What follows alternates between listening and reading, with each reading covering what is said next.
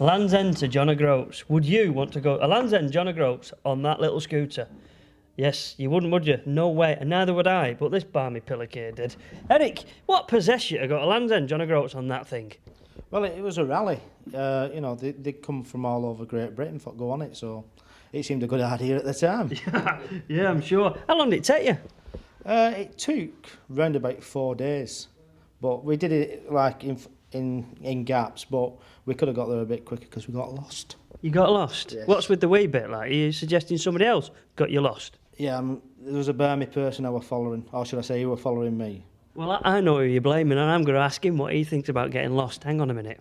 So, come on then, Kev. Who's to blame here, then? Is it you or Eric? Who got who lost? It's a long story, but when you get to the A30 coming out to Yeovil, you can go Oh, that I know way. it well. You go that way or that way. I thought because he went that way, he knew better than me where was going. But you've been before, haven't you? Oh, I've been before, yeah, but I just followed him. Follow the leader, and neither of them know where the bloody hell they're going. Anyway, you do get about on these things, don't you? Yeah, we've been all over the world. It's been to Italy last year. It's been to Switzerland. It's been to Austria. It's been to France. Strike a line. It never always made it under its own steam, though. Oh, is that right? Yeah. We had certain problems here and there, but there's been some funny stories over the years. I bet there has, I know. But one way or another, it's always got there and back. But you're part of a club, aren't you, an association? Yeah, I'm the secretary of the Lambretta Club of Great Britain. It's our 40th year this year, and that was part of the reason to do the John O'Groats to Land's End. Yeah. Was we were celebrating the 45 years, like. The fact that you're keeping these things running is amazing, and it's people like Eric, isn't it, that help out? Eric and enthusiasts around the country. Majority of the scooter dealers are actual enthusiasts, and that makes them. They don't rip you off. They give you a nice price, do a good job, and they mean that I can then enjoy, and others can enjoy our hobby and get around the world on them. Like. Well, I'm going to have a word with Eric. He's going to show me what he creates from these blinking boxes of rusty bits and pieces. So let's go. Yeah, exactly. Yeah, let's go and have a word with Eric. I can't believe you're going to do anything with this rusty heap of scooter. Eric, surely you can't make that look anything like this. Well, actually, this is a good one. I get them in a lot worse than this. This is quite good. But yeah, a couple of weeks on it, it'll be the same as that. Flipping heck. But I mean, it's just rusty and horrible and missing bits. What about the bits? Where do you get all the bits from? Oh, I've got plenty of bits that go about. A lot of them's original parts, but there's a lot of stuff now that you can get these days for these, what's remade, so there's plenty. You'll not get stuck. No, you do surprise me. And where on earth do you get such as this from then? Where's it come from? You can actually pick them up at auto jumbles, or you can pick them up out at old ladies' backyards, but some of them, what I do get hold of, are actually imports.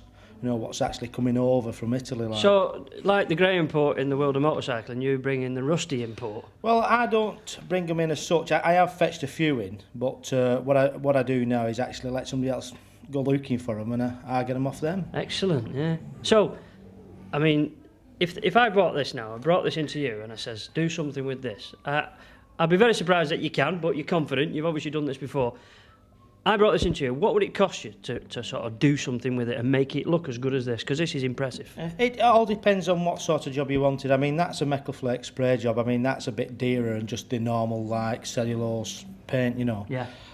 Roughly, this scooter done, it would probably cost you around about £1,000 to £1,500, depending what you wanted done on it. It seems damn good value for money, because I can obviously see there's an awful lot of work to do. I don't suppose you're willing to show us what you do in your workshop? Yeah, I'll take you around and you can have a good look. Yeah, no problem. That'll do nicely. Come on then. Well, this is like the heart of the place, and this is the workshop where it all happens. And in fact, we've got Harry there looking for someone who's lost that screw again. Found it. Oh, he's found it. Oh no. Right then. So this thing, I mean, it's a state of disrepair or repair. Yeah. What was it? What will it be? That'd be a scooter when it's done. I know. Yeah. What I mean was, what make is it? It's an SX150. Like I say, this is one of the imports that come in.